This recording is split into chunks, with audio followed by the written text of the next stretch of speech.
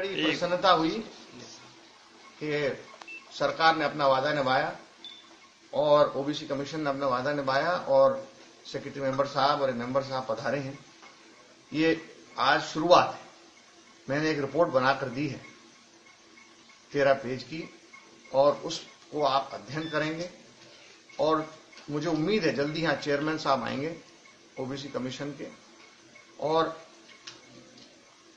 पूरी रिपोर्ट सबसे मिलकर के जनता से मिलकर के जनता में जाकर के उस रिपोर्ट को सबमिट करना। मेरा जनता से एक ही निवेदन है कि ये आरक्षण 1 दिन या 2 दिन या 4 दिन में मिलने वाला नहीं है।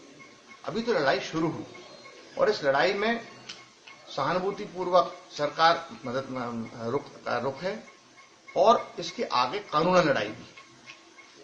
अभी तो हम बेस बना रहे हैं और जो मैंने नोट प्रेस को दिया है कृपया इसको भी पढ़ ले। एक तोहमत लगाई जाती थी कि जाट राजा थे धौलपुर और भरतपुर के और यहाँ के सभी जाट संपन्न हैं आर्थिक रूप से।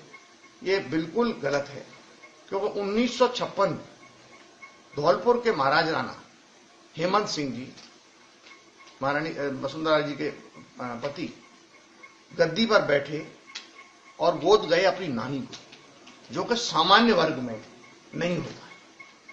आप जानते हैं सामान्य वर्ग में ये ऐसा नहीं होता है, ये केवल शूद्रों में। और उस जमाने में जस्टिस वांगचू ने ये डिक्लेयर किया था कि धौलपुर भरतपुर के जाट शूद्र है और वो केस जीते जिसकी पुष्टि तत्कालीन माननीय राष्ट्रपति महोदय ने करी और हेमंत सिंह जी महाराज राणा बने धौलपुर। तो ये जो गलत प्रचार लोग कर रहे हैं कि राजा महाराजा दोनों भरतपुर धौलपुर के जाट थे और आर्थिक रूप से संपन्न थे, ये बिल्कुल गलत बात है। यहाँ की जाट लोग बिरादरी दोनों जिलों की बहुत गरीब है और ये पूरा जो नोट है इसका आप अध्ययन करके अध्ययन जरूर करें। इसमें पूरे आंकड़े दिए मैंने 1897 तक के आंकड़े दिए हैं। हम आर्थिक रूप से, सामाजिक रूप से, राजनीतिक रूप से और हर रूप से शोषित रहे हैं और आम जाट जो है उसको आरक्षण की बहुत आवश्यकता है धौलपुर और भरतपुर। इतना ही मेरा निवेदन है। धन्यवाद। अगर आप बनना चाहते हैं पॉलिटिशियन लेकिन पब्लिक स्पीकिंग और अपने विचारों को व्यक्त करना चुनौती लगता है या कैमरे और पब्लिक के सामने किसी तरह से बोल पाए इसमें मुश्किल होती है, तो मिशी मीडिया सॉल्यूशंस लेकर आया है पॉलिटिकल कंसल्टेंसी कैंपेन, जिसमें वरिष्ठ जर्नलिस्ट और पॉलिटिकल एनालिस्ट की एक्सपीरियंस्ड टीम आपको मदद करेगी, जिससे आपकी आवाज और भी बुलंद हो जाएगी।